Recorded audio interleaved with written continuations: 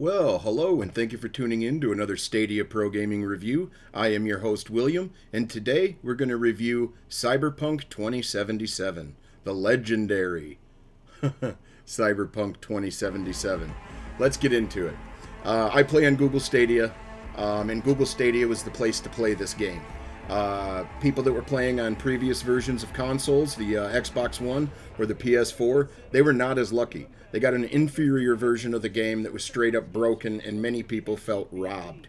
I can completely understand that, but my review is very generous to CD Projekt Red because I played on Google Stadia, and there was hardly any glitches, hardly any bugs. Now, missing features and content and stuff like that, we'll get into that because that's definitely why I give it the score I do. But Cyberpunk was released at the end of 2020. Massive hype and fanfare was all around this game. Since the release of the game, just recently, CD Projekt Red stocks have dipped 40%, around there. 79% drop off so far in Steam, people playing it on Steam. And there's reasons for that. But this review, I'm going to start off with the Google Stadia version, because this is from a Google Stadia user's point of view. I had very little bugs, very little glitches. I really loved the main story with Keanu Reeves. I thought Johnny Silverhand was a fantastic character. You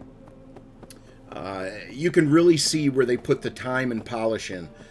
Some of these missions feel like blockbuster movie set pieces, like an Avengers type movie. I mean, it's quite fantastic in some areas. So this isn't going to be a very long review. Many people have already discussed this.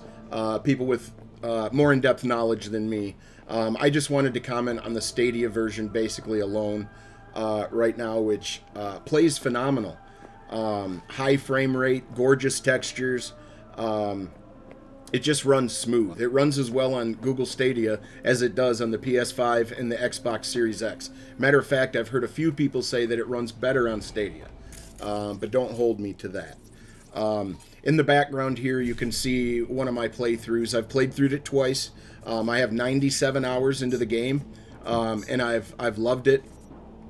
CD Projekt Red did a great job with the game. That being said, there are some problems. The problems are the lack of features. This game had been in development for over 8 years, and they promised it would not be released without it being done and ready. That actually wasn't the case. It was ready for Stadia, but it was not ready for the PS4. I have an analogy. It's like to enjoy Cyberpunk 2077, if it was a pizza. On Stadia, it's a beautiful pizza. To play it on the PS4, they had to turn it into a Hot Pocket or a pizza roll. Yeah, you can eat it, but it's not as enjoyable. I saw some videos on the PS4 version where the textures weren't loading in and they literally looked like polygon people. Unacceptable. But that wasn't my case. So for my review, I'm giving Cyberpunk a 7.5 out of 10. The reason I say I love the game and the review is so low is basically the lack of features. It's ridiculous. They hyped us all up on day and night cycle. You could follow an NPC to their job, and then in a certain amount of hours they leave their job and go home. You could follow them to their apartment, and then early in the morning they might take the garbage out and head to work again. That doesn't happen. Nobody has day and night cycles. There is no real wanted system. And besides the narrative-based quests and stuff, there is no interaction between the gangs and stuff. You'll randomly run by gang members and stuff, but nobody's ever like, "Hey, it's V! Get him!" and like run after you or anything. It's a very linear game for being an RPG. I really did enjoy the linear aspects of it, though, even though it was an RPG. The three people you can be, a corpo, a street kid, or a nomad, you all end up in the same place. You're literally a merc. You're a merc looking for a fixer to get jobs and stuff, and to build up your street cred. And eventually through, without giving too much away, you end up with a broken chip in your head, and you start communicating with Johnny Silverhand. That's basically the plot of the game. I played through it twice. I really enjoyed it. The first time I was a corpo. Let's see, what else did I do? Yeah, I was a corpo, and I sided with Johnny at the end. Didn't like the ending. My second playthrough, I'm just now getting ready to finish it, but I did a net runner build this time. Instead of running and gunning, I'm a net running god, and it is awesome putting 20 in intelligence. Another thing that kind of upset me about the game a little bit, they don't explain anything to you. The way your skill tree works and the way your skill points and your overall points that you put into these the tree looking thing, they don't explain how any of that really works. Some of it's self-explanatory and other is not, like crafting legendary quick hacks, which I've been doing. But anyway, this is just meant to be a quick little review. It's a 7.5 out of 10. I think that I would have given it a higher score if the AI was a little better.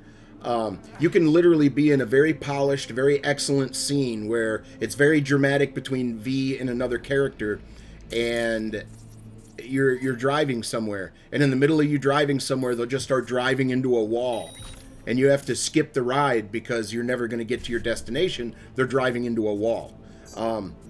Unacceptable. Also, in the races, when you get enough street cred, you end up getting offered street races. And when you do those races, a normal race in a video game takes place that everybody on the map is being monitored. Meaning, if this guy slows down, gets in a wreck and stuff, you could technically pass him. You could overtake him. Not in Cyberpunk. The way Cyberpunk races work is that don't crash. All the cars, if you notice when you're watching your mini-map, they keep spawning in behind you. So you're racing against yourself. As long as you don't crash, you're good to go. You're going to have no problems. Yeah, 79% drop off on Steam isn't good. 40% stock drop isn't good. The PR department really needs to apologize to everybody. They said that the PS4 and Xbox One version ran extremely well, and it barely ran at all. They said the day and night cycle. They express so many things that are not in the game. It's sort of ridiculous. Just go back, for any of you that don't agree with what I'm saying or haven't tried it on Stadia. First, try it up, fire it up on Stadia. It is a much better experience. Just give that a try. Most definitely. I'm losing my train of thought here. I'm just rambling. But, yeah, they lied to people. They should be ashamed of themselves. CD Projekt Red, shame on you. You really did lie to people. I got my $60 worth. I'm not upset. But fix your damn game. If it can't work on the PS4 without you butchering it, just pull it. Just pull it. Don't make it for PS4. Don't make it for Xbox One. Just make it for next gen. And while you're at it, before you give us DLC, why don't you fix the AI? Fix the wanted system. Add some of these things back into the game that would have made this a 10 out of 10. Because the bones here are good. The foundation is wonderful. But like I said, this is a Stadia Pro Gaming review of Cyberpunk 2077. If you liked what you saw, please hit the like button. Please subscribe. I'm a growing channel. I would certainly appreciate it. And next time I live stream, I hope to see you guys all there. And we can chat it up. I'm going to be streaming Mondays, Wednesdays, and Fridays from 12 Central to 2 Central. But all right, I think that does it for me, guys. Just really, if you guys have not tried Google Stadia and you want to, and you tried Cyberpunk on one of the other consoles and it just didn't work or play right, definitely try it again on Google Stadia. It's worth a shot. This has been William from Stadia Pro Gaming. Thank you for watching my review. Have a great day.